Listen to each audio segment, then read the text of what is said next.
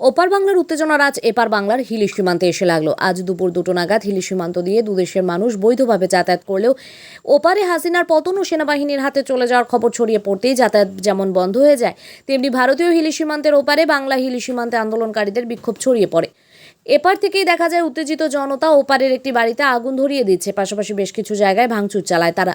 এরপরেই নিমেষে এপার হিলি সীমান্তে উত্তেজনার আজ ছড়িয়ে পড়ে। বিএসএফ সতর্ক হয়ে যায়, চেকপোস্ট বন্ধ করে দেওয়া হয়। হিলি সীমান্তে বেশ কিছু দোকানপাট বন্ধ হয়ে যায়। খবর পেয়ে বালুরঘাট থেকে জেলা পুলিশের উচ্চপদস্থ আধিকারিকরা হিলি ছুটে আসেন।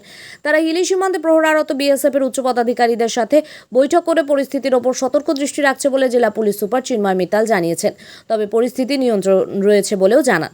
এদিকে চেকপোস্ট বন্ধ হয়ে যাওয়ায় দুদেশের মানুষ হিলি সীমান্তে আটকে রয়েছে বলে ইমিগ্রেশন দপ্তর সূত্রে জানা গেছে। পাশাপাশি বন্ধ রয়েছে বৈদেশিক বাণিজ্য।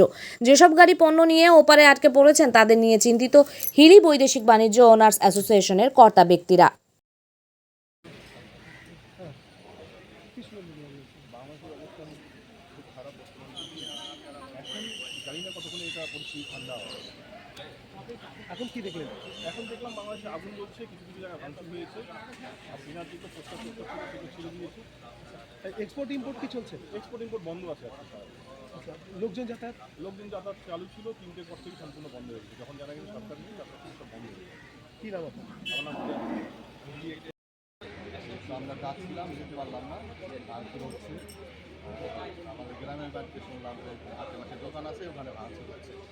আর আমি থাকি ঢাকায়ও কিছু কিছু জায়গায় আপনার লোকজনের দোকানপাট, নিজের দোকানপাট ভাঙচুর করছে। কতটা আতঙ্কে রয়েছেন আপনি? ভীষণ আতঙ্কে আছে।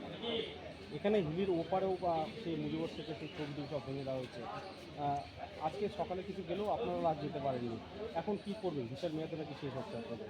ভিসার মেয়াদ আজকে শেষ হচ্ছে। এখান থেকে যদি সরকারিভাবে শুনলাম যে বাড়ানো যায়, 2-4 দিন সময় লাগে আর কি, সেভাবেই যাবো। এখন যেতেও চাচ্ছি না, যেহেতু রাস্তাঘাটের তো অবস্থা খুব খারাপ। পরিবারের সঙ্গে কি যোগাযোগ হচ্ছে? হ্যাঁ, কথা হচ্ছে পরিবারের সাথে। আপনার নাম কি? আমার নাম বলাই চন্দ্র দাস। বলাই চন্দ্র দাস। अभी आ रहा है इधर, माहौल भी आने वाला आ गया बांग्लादेश से।